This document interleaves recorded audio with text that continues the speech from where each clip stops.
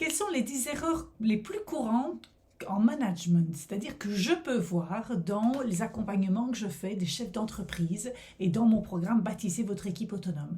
Je vais vous donner donc les 10 erreurs et également ce que vous devez mettre en place. Bonjour, je m'appelle Karine Deville, je suis experte en puzzle d'équipe, c'est-à-dire que j'accompagne des chefs d'entreprise à se bâtir une équipe autonome. Une équipe qui va savoir travailler ensemble, que vous soyez là ou pas. Alors en management, quand on n'a pas étudié le management, quand on n'a pas appris finalement, parce que vous, votre métier, vous l'avez appris dans votre expertise et puis votre équipe est arrivée, il est courant finalement de faire ces erreurs. Aussi parce que nous n'avons pas eu la formation finalement en communication, nous ne comprenons pas comment fonctionne un être humain, des fois comment nous fonctionnons même dans notre communication. Et là alors, c'est là que c'est au fur et à mesure des expériences et je dirais même des baffes que vous recevez dans la figure que vous allez commencer à apprendre. Et bien ici, j'ai envie de vous éviter de vous prendre justement ces baffes dans la figure et de vous donner les erreurs les plus courantes et qu'est-ce qu'il y a lieu de faire. Alors je ne les connais pas comme ça hyper par cœur, donc vous verrez de temps en temps que je regarde mon copion. La première erreur que je remarque, c'est que la plupart des chefs d'entreprise se disent que l'autre pense comme moi. Combien de fois est-ce que j'ai pas rencontré un chef d'entreprise qui me disait mais comment c'est possible de réfléchir comme ça? Mais enfin, Karine, moi je ne comprends pas comment c'est possible de réfléchir comme ça. Mais il y a différentes manières de réfléchir.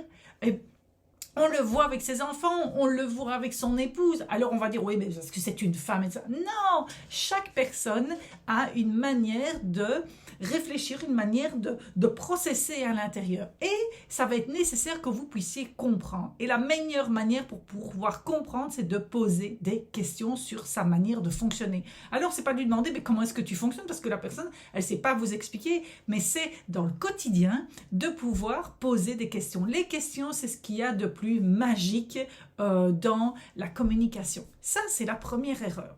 La deuxième erreur, c'est que vous pensez souvent, en tant que chef d'entreprise, que parce que vous le faites, enfin vous pensez que vous le faites, que quand ils arrivent, ils mettent leurs émotions sur le bas de la porte. Ils rentrent et ils doivent changer d'état d'esprit. Il faut savoir que vous pensez, parce que moi j'ai un chef d'entreprise qui m'a dit un jour, Karine, je n'ai pas le temps d'avoir des émotions. L'embêtant, c'est que c'est impossible de ne pas avoir des émotions puisque on est des êtres faits d'émotions. On est des personnes qui ressentent, puisque c'est notre système d'alerte que quelque chose va bien ou quelque chose ne va pas bien au niveau de notre manière de fonctionner. Et donc, ici, c'est de pouvoir faire attention à ces choses-là. Parce que vous aussi, quand vous rentrez dans votre entreprise, vous embarquez vos émotions avec. Et donc, ça va être important de pouvoir parler d'émotions, de travailler, de pouvoir utiliser les émotions. Et souvent, ça, on l'oublie. Et pourtant, je suis certaine que vous le faites avec vos clients. Vous tenez compte de l'émotion de votre client, puisque c'est une des bases en marketing. Eh bien, faites la même chose avec vos collaborateurs.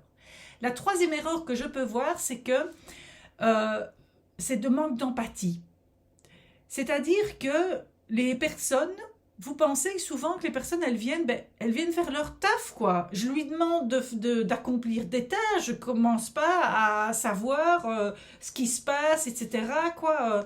Ce que je demande finalement, c'est simple, c'est souvent ça que j'ai comme réaction. Il faut savoir que il va être nécessaire de se mettre à la place de l'autre, du fait qu'il a un autre système de fonctionnement, qu'il réagit, il a une autre histoire que vous finalement, c'est les boutons sur lesquels vous pouvez pousser sont différents d'une personne à une autre. Et donc c'est important de développer l'empathie.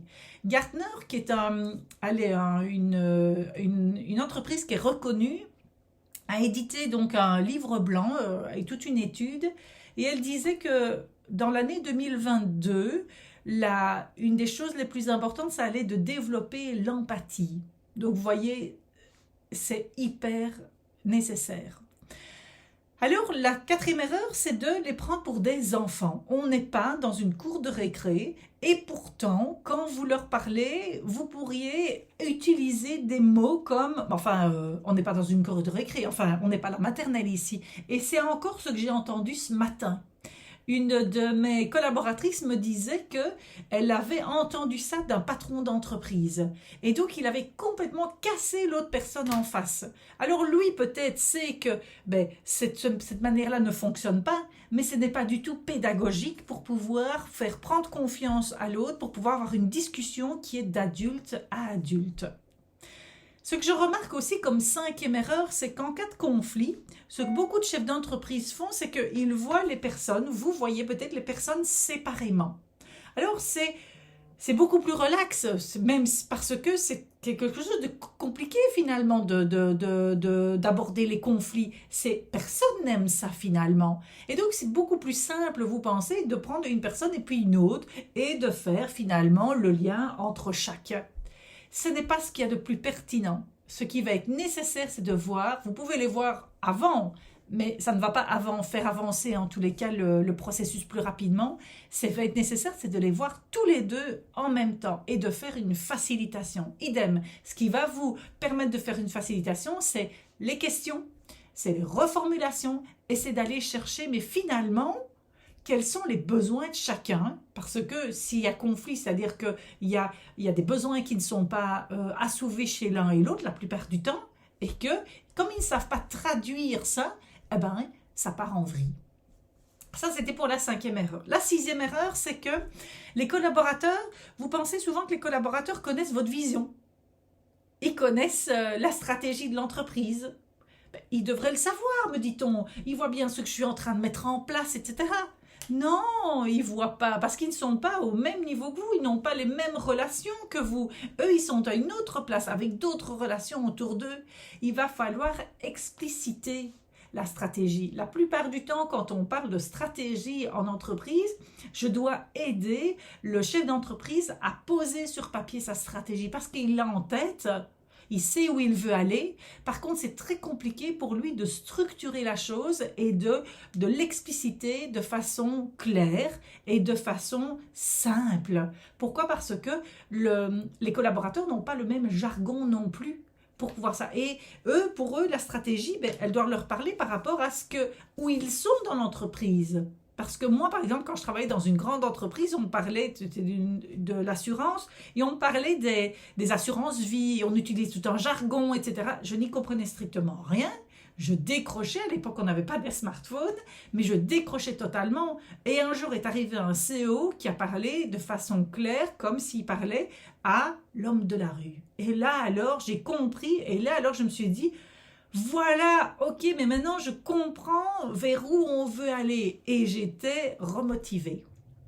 L'erreur numéro 7, c'est que ne pensez pas que vos collaborateurs savent tout ce qu'ils doivent faire, qu'ils n'ont pas besoin d'être suivis. Combien de fois est-ce que je n'ai pas des patrons qui me disent « Mais enfin, on a discuté de ce qu'il y avait à faire, c'est pas fait, quoi, je comprends pas, quoi. C'est quand même évident. » Ça dépend toujours du niveau de maturité du collaborateur dans cette compétence-là. Est-ce qu'il a déjà fait ces tâches-là? Est-ce que c'est nouveau pour lui? Est-ce qu'il est d'accord de les faire ou est-ce qu'il est pas d'accord mais il n'ose pas vous dire? Tout ça va faire en sorte qu'il va se mettre en mouvement ou il ne va pas se mettre en mouvement. Son niveau de motivation et son niveau de compétence. Donc là, vous allez devoir d'abord évaluer et avec lui, de quoi est-ce qu'il a besoin? Quel suivi est-ce qu'il aurait besoin? J'ai encore quelqu'un qui m'a dit hier, Karine, je lui demande, ça va, t'as compris? Je lui dis, mais c'est pas la bonne question. La bonne question serait, qu'est-ce que tu as compris? Comment est-ce que tu vas faire les choses? Et qu'elle puisse réexpliquer. Ça, c'est être pédagogue. Alors, la 8e erreur, c'est de penser que la débrouillardise, elle fait partie de toute entreprise. Parce qu'il y a débrouillard et débrouillard. Quand un nouveau collaborateur arrive et qu'il n'y connaît rien à votre entreprise, il débarque d'une autre manière de fonctionner, avec une autre manière de gérer les gens. Et donc ici, il a besoin au début de pouvoir être suivi, être accompagné pour pouvoir prendre ses marques. C'est la même chose pour quand c'est, et je rejoins finalement l'erreur numéro 7, quand quelqu'un est mis sur une nouvelle compétence, une nouvelle tâche, chacun va avoir besoin d'un certain type d'accompagnement. La plupart du temps, c'est le même, c'est-à-dire plus suivi au début et moins suivi par après. Mais tout ça ne peut se faire qu'avec du feedback et de se parler. D'accord?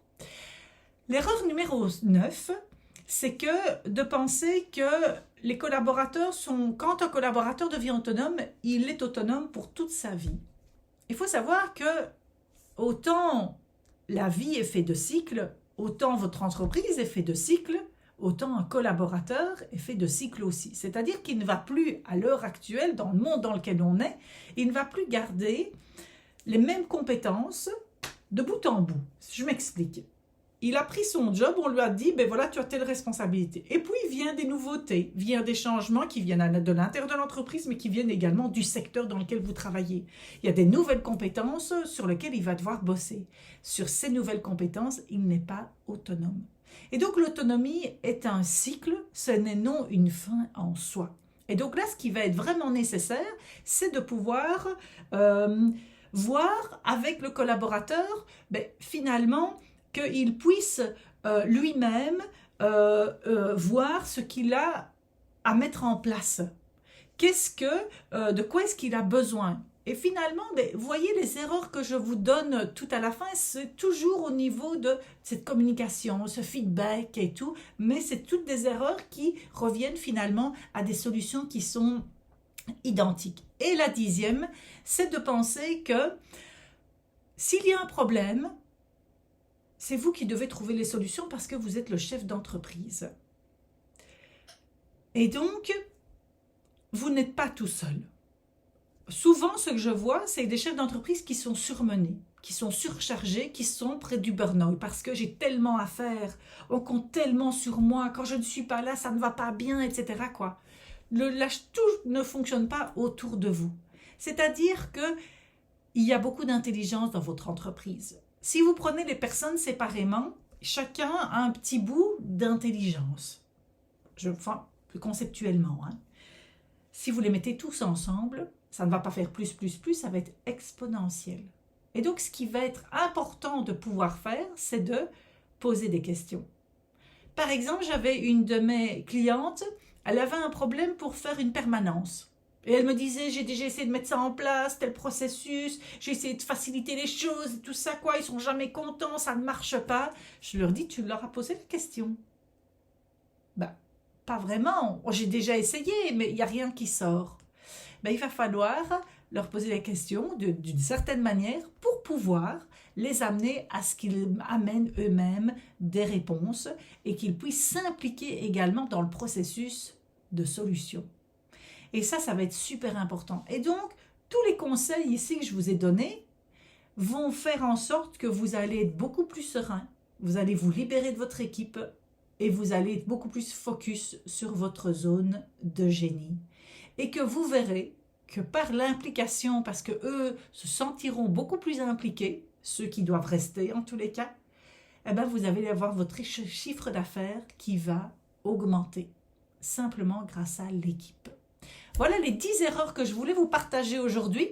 Alors, si vous n'êtes pas encore abonné, abonnez-vous à ma chaîne YouTube parce qu'on est dans un défi 365 jours de vidéos. Et je ne sais plus aujourd'hui à la quantième je suis, mais je sais que je suis à plus de 110 vidéos à l'heure actuelle. Donc, il y a vraiment tout un intérêt pour vous parce que vous allez avoir des pépites chaque jour. L'autre chose, c'est de me mettre un commentaire dans quelle erreur est-ce que vous tombez régulièrement ou alors qu'est-ce que vous avez mis en place pour ne plus tomber dans une des erreurs. Ça, c'est la deuxième chose. La troisième chose, c'est faites le test, mon style de management, parce que je vais vous apprendre.